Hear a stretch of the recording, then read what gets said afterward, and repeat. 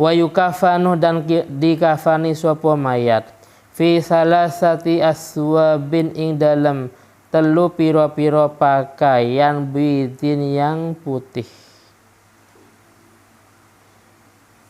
Ini sunnah ya, pakai kain kafan putih.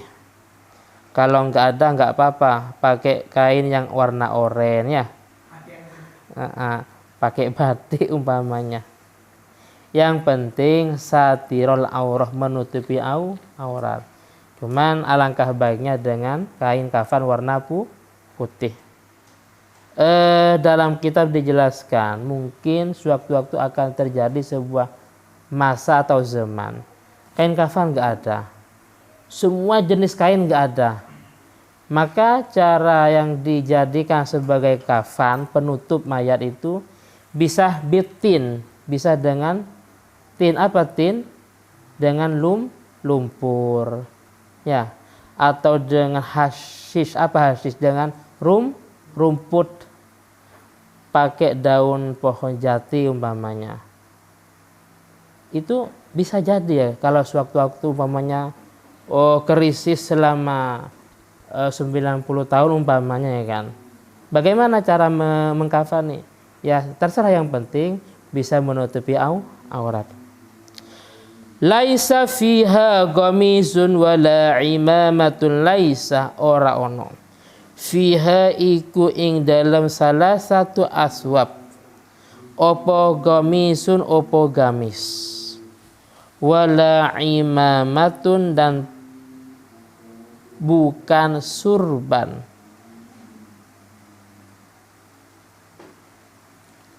Jadi yang 3 kain tadi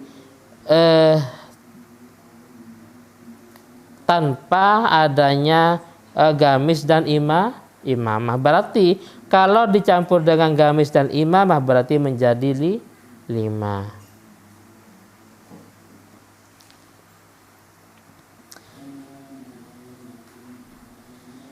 Jadi gini, kalau untuk mayat laki-laki 3 kain tadi. Pertama 3 kain, ditambah gamis, ditambah surban. Kalau laki-laki.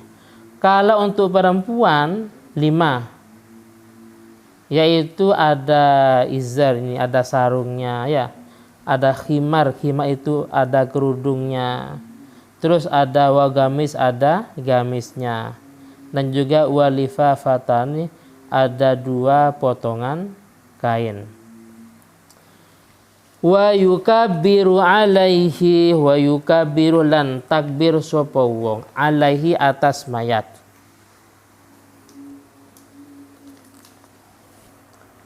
Menjelaskan tentang mensolati mayat atau salat jenazah.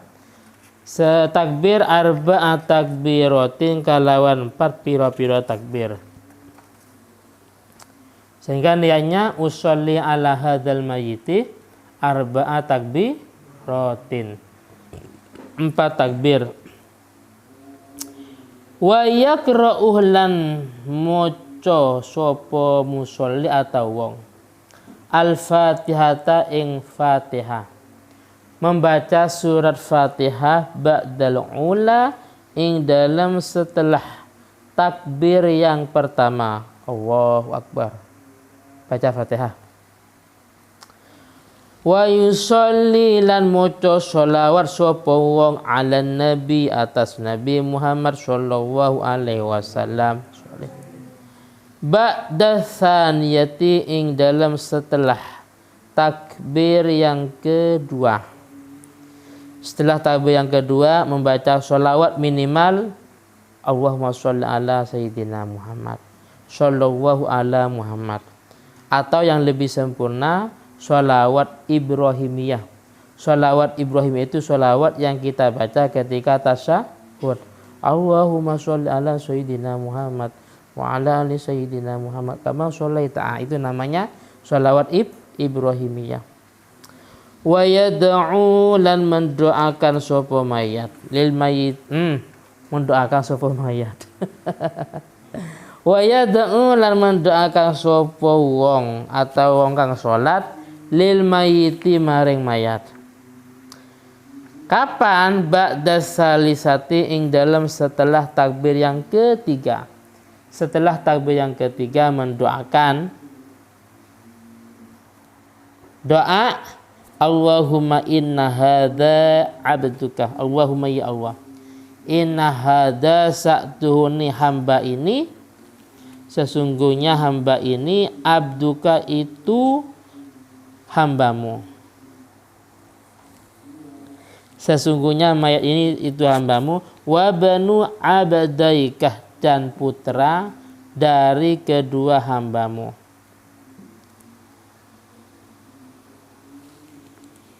Terus kharaja, kharajah metu sapa hada, mayat ini keluar, min ruhid dunia, dari keindahan dunia.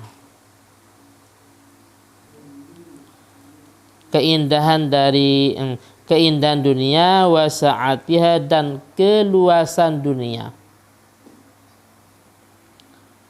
Sedangkan wa mahbubuhu, hale utawi yang dicintai hada, adapun kekasihnya, mahbub itu kekasih, entah itu istri atau anaknya yang dicintai. Wa mahbubu, hale utawi yang dicintai mayat atau hada, adapun yang dicintai mayat, entah itu istrinya atau anaknya. Wa ahibba'uhu, lan piro-piro kekasihnya mayat.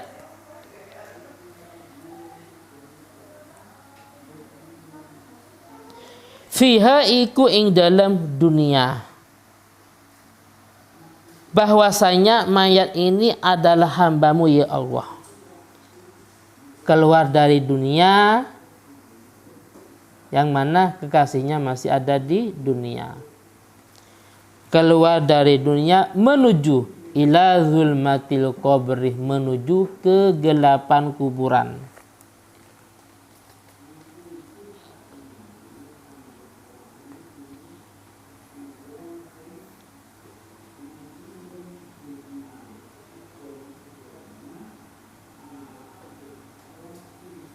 Karena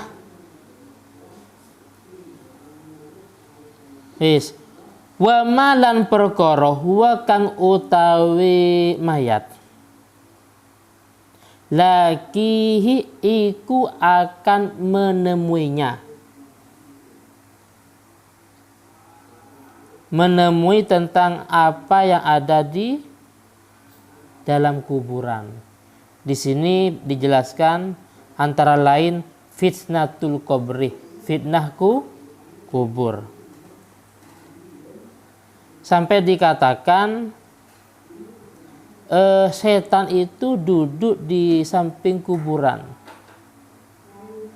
Kapan? Ketika ada malaikat mungkar nakir menanyakan marrobuka, waman. Nah, jadi ketika malaikat mungkar nakir menanyakan mayat tadi, marrobuka, waman nabiyuka, siapa Tuhanmu, siapa nabimu, itu termasuk fitnatul qabri, ada fitnah kuburan.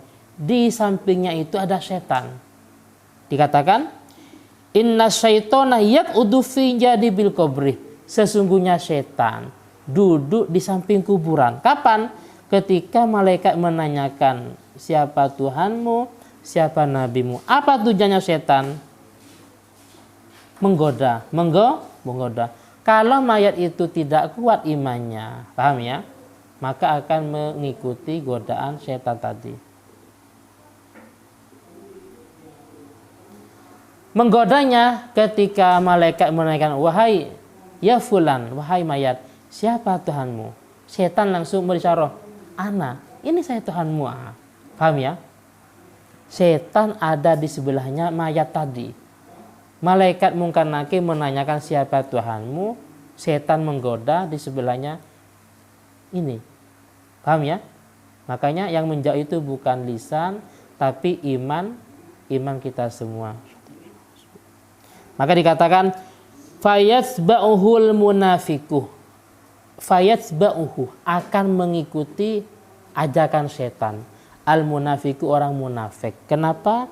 Liyu'adzabah, supaya supaya disiksa. Tapi dunaman yusabbitu wa bil qouli sabit. Bukan orang yang oleh Allah Ta'ala ditetapkan imannya. Adapun orang yang jadi Masya Allah, fitnah itu mulai dari orang dalam sakaratul maut. Jadi orang yang mau meninggal itu fitnahnya sangat besar. Yang datang itu orang yang dicintai. Paham ya? Orang dalam kondisi sakaratul maut, yang datang orang yang paling disayangi. Tenggorokan sedang kering, yang datang orang yang disayangi membawa segelas air. Jadi saya ulangi lagi, fitnahnya orang yang sedang sakaratul maut. Tenggorokan sedang kering, setan yatasawwaru bisuratil mahbub, akan berbentuk orang yang kita sayangi, orang yang kita cintai. Kalau kita menyayangi si A, maka setan akan berbentuk si A. Kalau kita hobinya pemain bola artis, maka setan akan berbentuk pemain bola artis. Orang yang paling kita sayangi membawa segelas air. Di dalamnya nampak sebuah air yang sangat jernih. Paham ya? Bagi orang yang du'ful iman, imannya sangat lemah, maka akan mengikuti apa yang dikatakan setan. Setan menyampaikan tidak ada Tuhan. Tuhan itu bukan Allah Ta'ala. Tuhan itu bukan tunggal umpamanya. Dan Nabi Muhammad bukan Nabi, bukan Rasul. Orang yang lemah imannya akan mengikuti ajakan setan. Tapi bagi orang yang sangat kuat imannya, godaan setan itu tidak berpengaruh.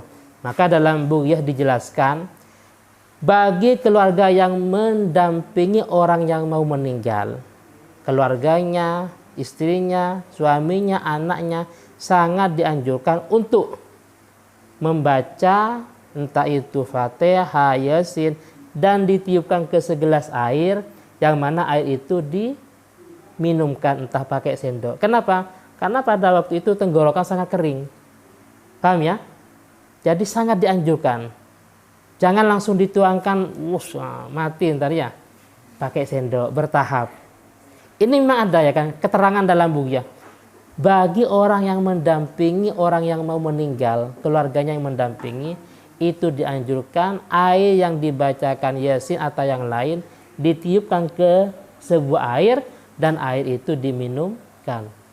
Kenapa? Karena tadi tenggorokan sedang kering. Itu fitnah ketika menghadapi kematian. Ternyata di sini ada lagi fitnatul qabri.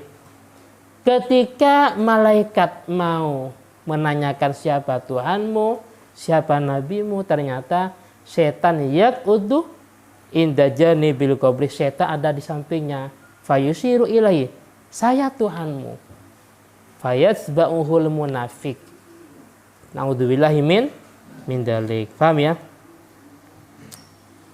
Ka'an yashhad, menyaksini suapa wa an la ilaha illa anta wahdaka. Doanya panjang ya. Al-Fatihah. Bismillahirrahmanirrahim. Alhamdulillah.